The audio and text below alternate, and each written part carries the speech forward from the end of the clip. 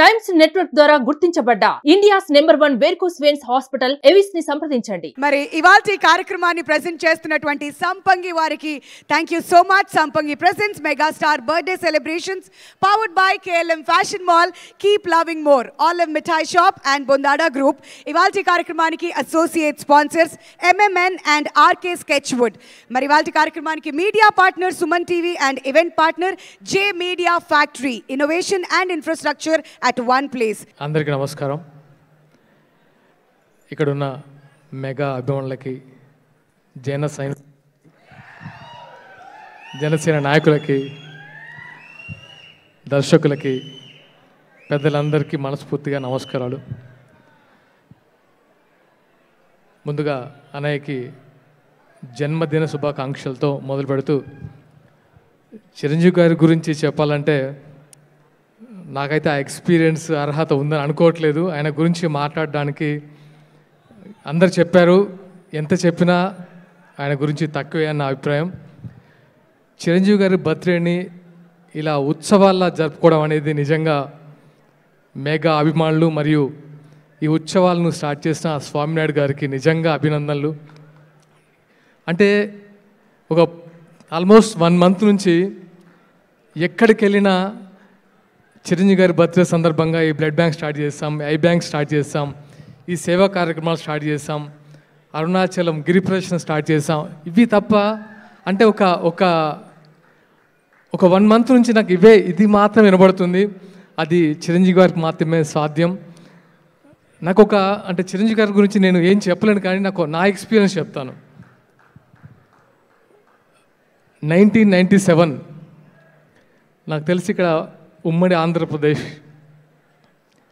వరదలు వచ్చి star cricket start చేశారు 1997 LB స్టేడియంలో.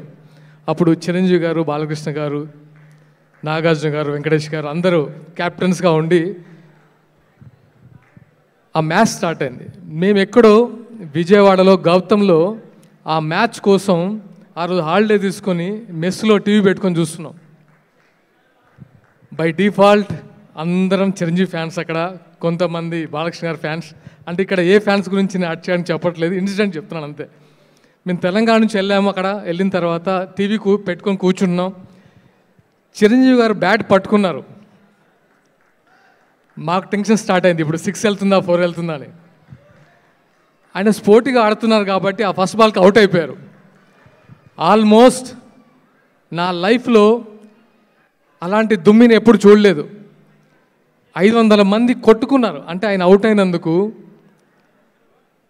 ఆయన ఓటమిని భరించలేక టీవీ బద్దలు కొట్టి ఆల్మోస్ట్ స్టాబింగ్స్ అయినాయి, ఇంక్లూడింగ్ మీ. ఆ తర్వాత మమ్మల్ని సస్పెండ్ చేశారు. ఇంటికి వెళ్ళాం. ఇంటికి వెళ్తే మా అమ్మ వాళ్ళు అభ్యస్ తిడతారు, ఏంటి ఈ గొడవ ఏంటి, మిమ్మల్ని పంపించి దేనికి, చదువుకోవడం కదా, ఈ సస్పెండ్ ఏంటి, ఈ ఫ్యాన్స్ గొడవలు ఏంటి అని. కానీ మా ఫ్రెండ్స్ అందరం తర్వాత కలిసిన తర్వాత అనిపించింది, కామెడీకి కూడా చిరంజీవి గారు ఓడిపోవడం ఏంట్రా అని. That is Chiranjeevi. అంటే ఆయన ఓటమిని కామెడీకి కూడా తీసుకోరు.